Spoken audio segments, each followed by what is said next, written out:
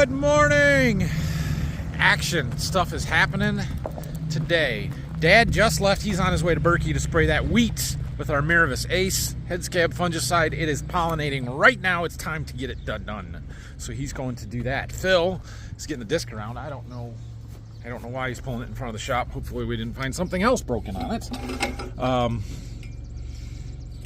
But he's going to go disc some corn stalks that we've got east of town, east of Waldron here, about 6-7 miles from here, that didn't get the rain a couple of days ago. It's much drier there. It's a wet farm, but it's drier because it hasn't rained.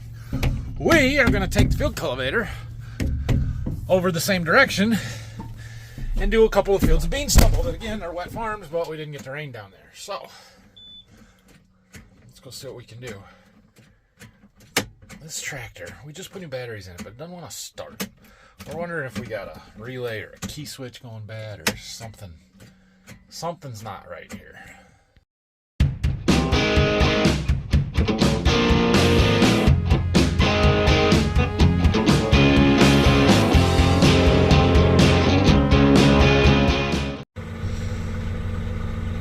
Well, I'm not sure what the problem is, but for some reason this tractor, you have to jump it to get it to start.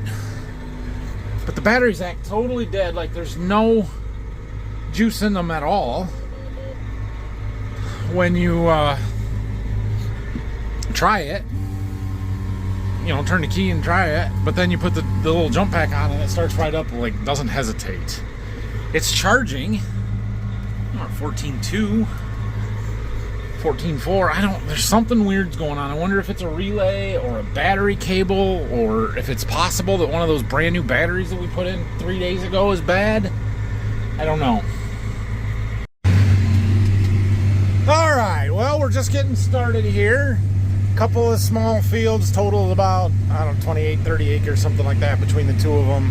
Got an electric pole to work around on this side, another one on the other side of the house. Kind of odd-shaped fields, but whatever, it's fine. We've got some weeds out here. It's not terrible, but we should be able to work them out okay. Looks like it's working up pretty good. We'll see once we get through some more of this. So I'm working my way across here. Weeds are bad in this spot, but I was thinking to myself, man, this field is rough, especially entering the headlands, the end rows from the main part of the field. It's just bouncy and rough. And what did we do different here? And then I remembered. We worked this field with the 8RX and the Sunflower chisel plow, not the 2730 Ripper. Did this one late in the year when this tractor was up at the dealer getting EGR cooler put in it. It was letting antifreeze into the combustion chamber. And so, that's why it's rough. Because that doesn't do as good a level job as the 2730 Ripper does. Going with the rows or just across the slight angle, because we chiseled it. Man, that window looks terrible. We chiseled it on an angle that way.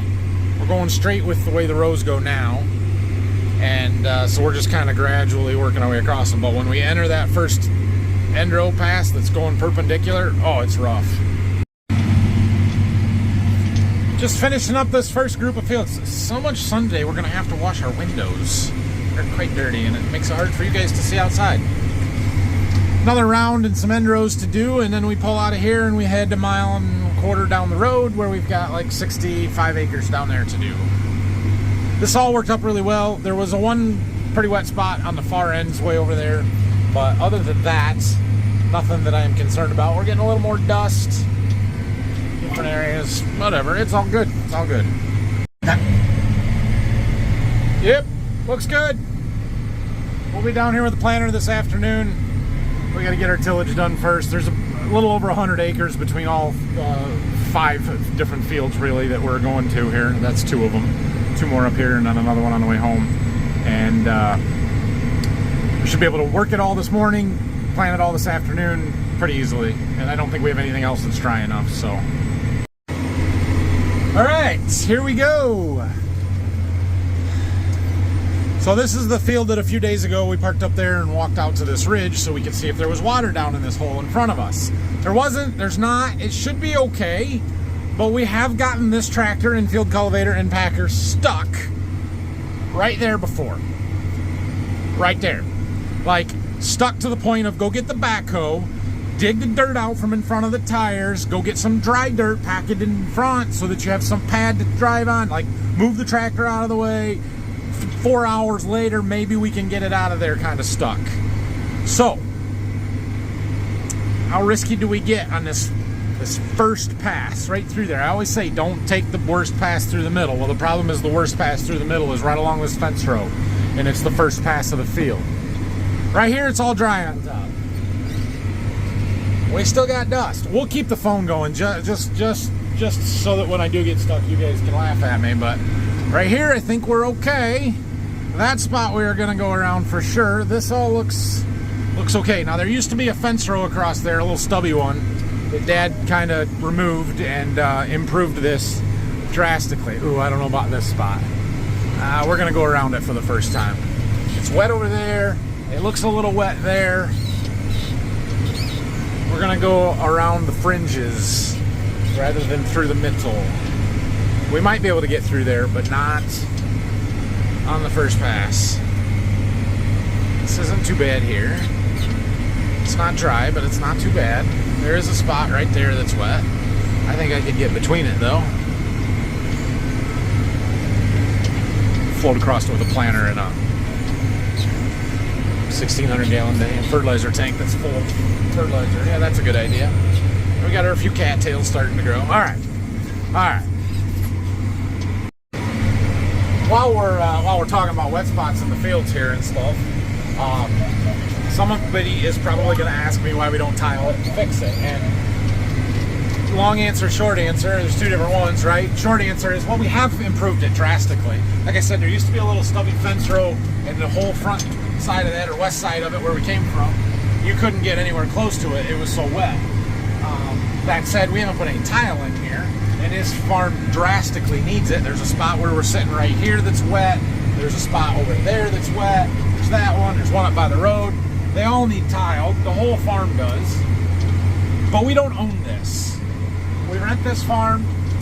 It is 10 miles from home. It is with some improvement, it would be a lot better farm. It's better than when we got it, but it just needs a lot of work. And when you don't own something, it is hard to make that investment. Now, there are scenarios where we have put some tile into farms that we rent from outside parties, not from the family.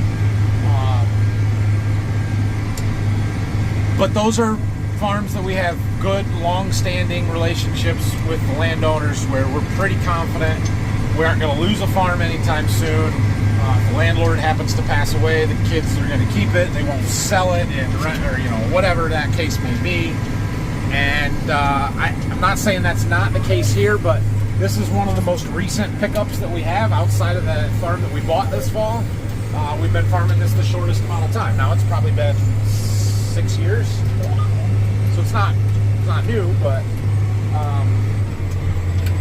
it's hard to spend that kind of money, because to do it right, to tile this right, it's going to take $1,500 an acre, something like that.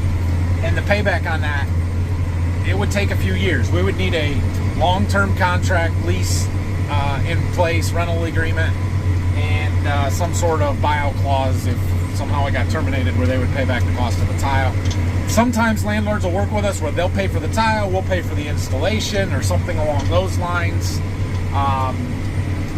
And we like to work out those kind of deals as much as possible. But it's not feasible to just go and tile all of our rented ground and do what it needs to be done to it. So that's kind of how this works. The landowners, I'll say owners, the owner and her children, they care more about the hunting here than they do the farming, which is fine. That's their right. They're more hunters than farmers. So their interest in spending a bunch of money fixing up farm ground is just not there. All right, we're going to do something stupid here. See how this goes. If I throw the phone down real fast, you'll know why. We'll lift up so we're not dragging so much. Float across, float across, float across. Not bad. We made it. Not bad. Okay. Makes me feel better. If you look at the tractor to the field cultivator later and you see the mud on the tires and you wonder where it came from. It's right there. It came from that pass on the Andros. It's a classic case of don't let the last 5% of the field hold you up when the rest of it is perfect. That spot's way too wet. I probably shouldn't have drove through it, but I did. The rest of the field, however, has worked out beautifully and is ready to be planted. And it's the 16th of May. So we go. Oh yeah, speaking of the 16th of May, tomorrow, when most of you are watching this, May 17th, is my daughter's birthday.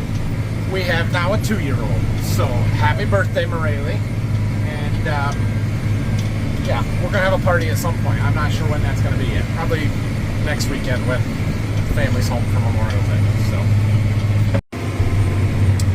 jumped into the other field here, north side of the lane. Rows run the opposite direction. It's a little wet back over there by the woods. Whatever. We got through everything, no problem.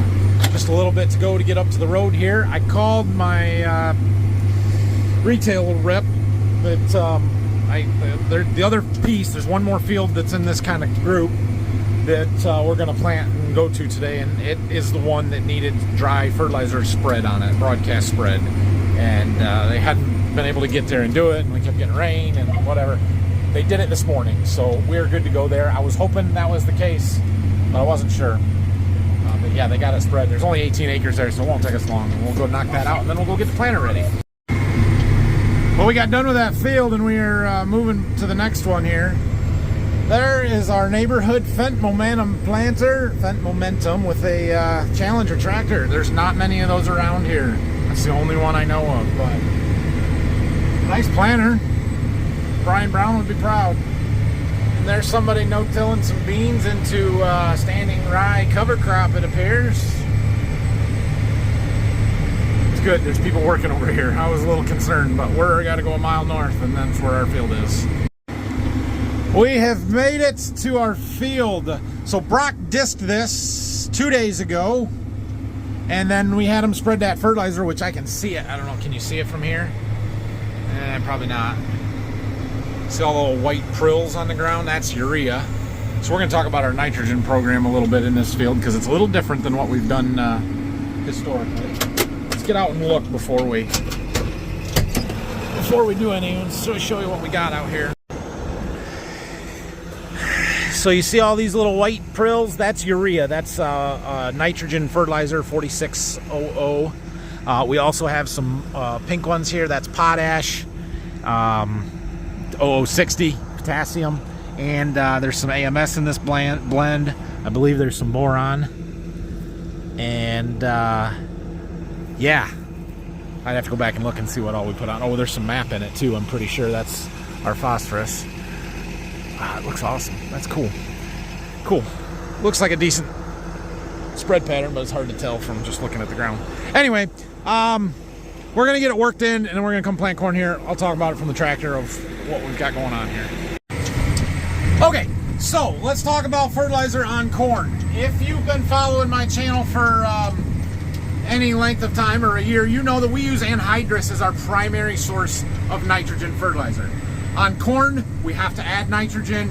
General rule of thumb, not a hard and fast rule, but the general rule of thumb is you put about 1 pound of nitrogen on per bushel of grain that corn will produce. Within reason, right? But you kind of take your estimated yield goal and you put on enough nitrogen for 1 pound per bushel. So we use anhydrous, and I am putting some nitrogen on with the planter, and so the anhydrous kind of makes up the balance. Say 160 pounds the acre or 180 pounds the acre, and I vary it depending on yield goal and yield environment, I guess, zones within the field, just like my seeding and my starter rates and all that kind of stuff. And so the anhydrous has always worked really well for us. I've liked it. I know there are some handling concerns, I guess, because it is an inhalation hazard. It can be dangerous to work with, but at the same time, as long as you know what you're doing, it's easy to use The volume that you have to handle is very low because it is 82% nitrogen. 82% nitrogen in anhydrous, and so a gallon of it contains a lot more nitrogen than a gallon of, say, 28, which is 28% liquid nitrogen. Not as dangerous from inhalation standpoint, but the volume that you have to handle in the liquid form is a lot higher. So, why are we talking about this? Well, because we lost our anhydrous supplier this year. We were informed last summer in August that our local retail branch that we had been working with was closing. This chain retailer has another location that's, it's probably 15, 18 miles in a different direction from us, the second location. They're still operating out of there. However, they have exited the anhydrous ammonia business entirely. Sold all their tanks. They don't carry it. And so we kind of left with a crap, what do we do situation here. The immediate thought was we could just switch to liquid, use 28. We got to figure out how to handle the volume. We got to change our equipment, all that kind of stuff. But there are other anhydrous suppliers in the area, and so we decided to try and work with them for this year. They're a little bit farther away than the place we had been dealing with that is now closed, but we're going to see how it goes this year.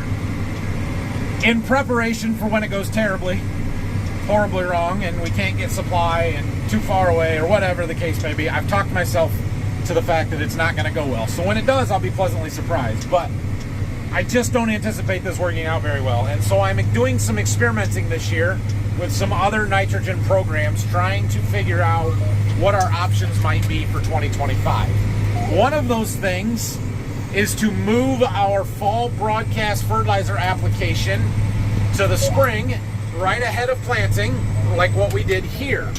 And while I'm not going to put all of my nitrogen down dry with urea, I had them spread 100 pounds to the acre of nitrogen out here in the form of urea.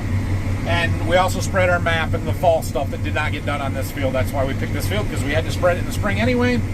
And we're just going to see how that goes. We are still going to side dress some nitrogen. I haven't decided yet if we'll come in with anhydrous and do that. I have no real way of applying liquid via side dress bar, but I could have my Haggy guy Y drop this field and use that for the balance of the nitrogen. That's kind of what I'm leaning towards right now. We're only going to need another 60 to 80 pounds of N between what I put on with the planter and the dry spread here. We've got 130, so we put another 60 and we're over 200 pounds, or right at 200 pounds. That's pretty good. That should work. So we'll see on that. The other thing I have going on in here is we actually have a test using different rates of that urea. And so I've been using this Source foliar spray-on product that's supposed to help the microbes in the soil produce more nitrogen, more phosphorus out of the soil. And they wanted to do a test where we had a plot where we reduced the nitrogen and the phosphorus by 25 pounds to the acre, and use the Source in place of it and see if that makes a difference. Well, I had one field here that we did some dry spread on, and so we were able to do that here. So there's a strip in here, 240 feet, I think, of a lower application rate, and we'll get the maps from the retailer to see what they did exactly, but it should give us a pretty good idea of whether that reduced phosphorus is going to pay, or the Source instead of the instead of the full rate of phosphorus. So anyway, that's what all we've got going on here. This won't take me very long. We're going to get it worked up and go home and get our planter ready. Made it back here, and we are done with field cultivator for today. Actually, the only field we have left to field cultivate here at Waldron is that new farm that we bought. And it needs to get chiseled first. So really, we're done with this unless we can head to Berkey, which is okay. Went and got some lunch real quick, and now we got to get our planter ready. So we're gonna put in seed. We need a full.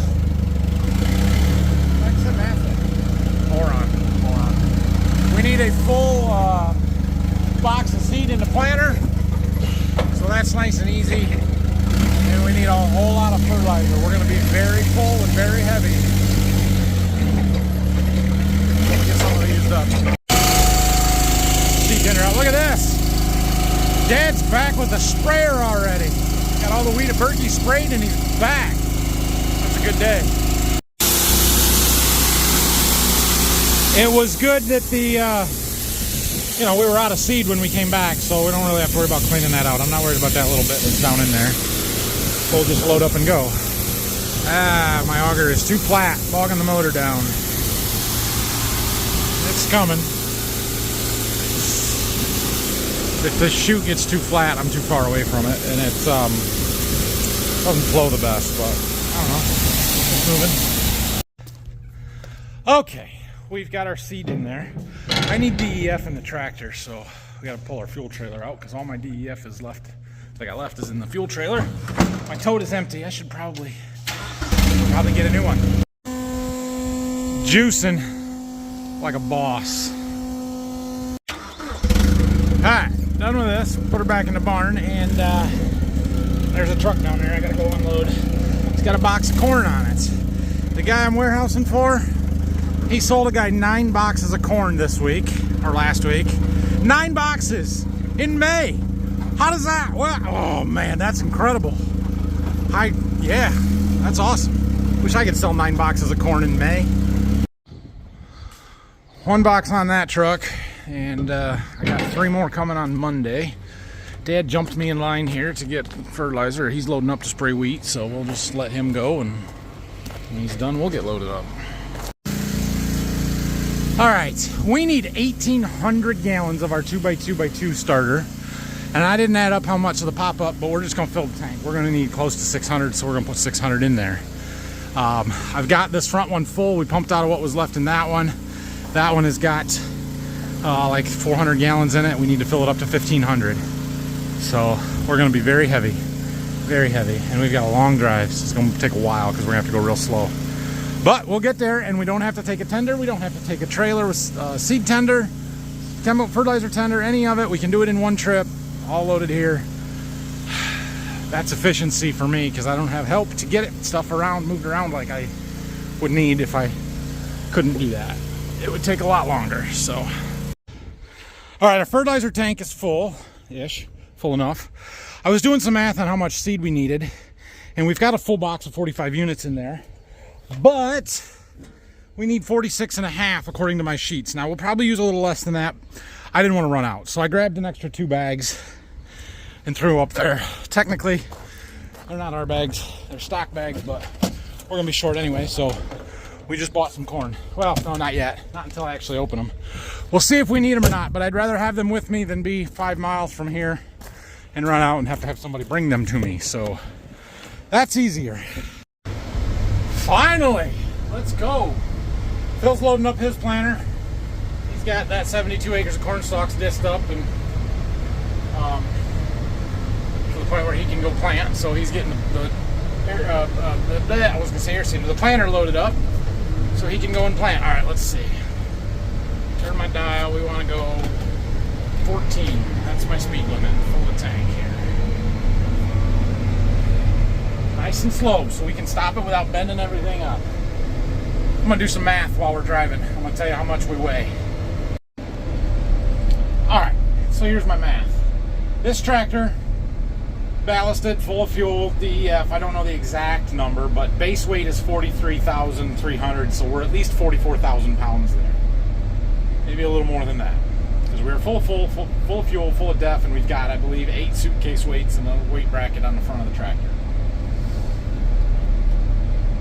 So that's 1,000 pounds just in the weights, plus the fuel and DEF. So anyway, we're maybe probably 45,000 pounds. The planter base weight is 27,750 pounds. Now that does not include our row cleaners or some of the fertilizer attachments, although the fertilizer attachments on here with those conceals, they don't weigh a ton, but there's going to be some weight there. So 27,750, probably, figure 28,000 easy, probably 29,000. So then we've got our fertilizer. Well, let's start with seed. Seed, that box of seed that we just put in, I remember, was 2,550 pounds. I did throw two 55-pound bags on the platform, so there's another 110. So 2,700 pounds there. The fertilizer in the pop-up in-furrow tank weighs 11.2 pounds per gallon. We've got 600 gallons of it. That is 6,720 pounds. And then we've got 1,800 gallons of my blend, which I don't know the exact density. I just kind of guesstimated. We've got fertilizer anywhere from like 10.6 to 11.2 pounds, but it's mostly in the 11 range. So I just said 11 pounds per gallon. So that's 19,800 pounds there. We could probably round up to 20,000 pretty easily because I probably got more than 1,800 gallons. So, all told, we were a little over 100,000 pounds rolling down the road here. That's a lot of weight. That's why we go slow, so we can stop it and not bend things and break things. Yeah.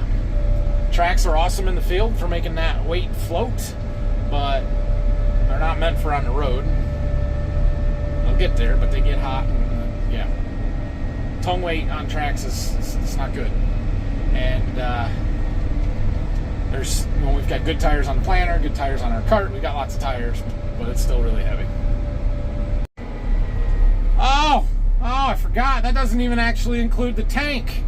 The weight of the tank itself, and the framing and everything. There's probably 5,000 pounds there. Oh, maybe not. I don't know. So yeah, total weight, we're somewhere between 105 and 110,000 pounds, I would say. Ooh, this driveway is going to be a little sketchy. This is not an ideal entrance to this field, but it's about all we've got. There's a lot of weight coming down that hill. We're going to make it. All right. Well, we're back where we started the day. Get unfolded, get our monitor and everything set up, and get it planted. All right, update. We're about done with this field. It goes fast. There's only like 12 or 11 something in this side. It goes fast. We're getting slightly lighter, but we are way too heavy to be out here. This is not ideal. Bad things are happening. We got tracks over there from our tank. There's a few soft spots. There's one over there. It's not ideal. It's not great. Just keep planting and getting lighter and lighter and lighter, and it'll get better. Also, that way, sky looks good. That way, it's not great. It's not great. There's rain to the west, and it kind of popped up out of nowhere. Now I'm not sure we're going to get done with what I wanted to today. Plan as much as we can. Well, we get our intros done. There's not a lot left. Not a lot left in this one, but we're making progress here. What do we got done? 9.5 acres of this field? I don't even remember what's in it, to be honest. Let's see. Camden Road East, 17.9. So almost half the field, about half the field. End rows. Well, I guess the rain's gonna break up and miss us. It's good. There was a little band that just popped up, and it was dark to the west, and then all of a sudden it's gone. It got a little bit north of here, but not here. So got, I think, 2 more rounds to do. We're getting reasonably less heavy, so that's helpful. We did some stuff on these ends I'm not particularly proud of. It was sketchy, but we made it. Now I got to turn through there, but I don't want to turn through there, so we're going to figure out a different way. This is what I call Southern Michigan Ridge Till. It's the ridge between the duals, which we don't have duals, planter tires. You put a row right on top, and it'll grow just fine, maybe. Somehow we got to turn around. Now we got to deal with an electric pole right in the middle of our path. We're going to pull up to it, we're going to back up, then we're going to go plant on the other side, and then we'll plant 12 rows on each side of it and try and make it as good as we can here. It's just a lot more driving around than I want to do. Now, we're back in that spot. That spot where we've got this big wet hole up here that we need to go around or through, or what are we going to do? First pass we can't go straight through, so we're going to lift and go around it. The second pass, however, I did make it through it with the field cultivator. We're gonna make it through with the planter. We're not as heavy as we were, but we're not light yet by any means. I made it through the first time. The worst spot there that I went around with field cultivators through the wings, so you know, that side will be fine. We're gonna make it. I think we'll be okay. We're about to find out. Dig. Dig. Oh yeah, we're good. We're good. We're good. Keep her moving. Bogged her down a little, but we made it. Okay. Now we plant. That's the worst. Well, that was not the worst, but that's the second worst. The worst spot was up here on the ends.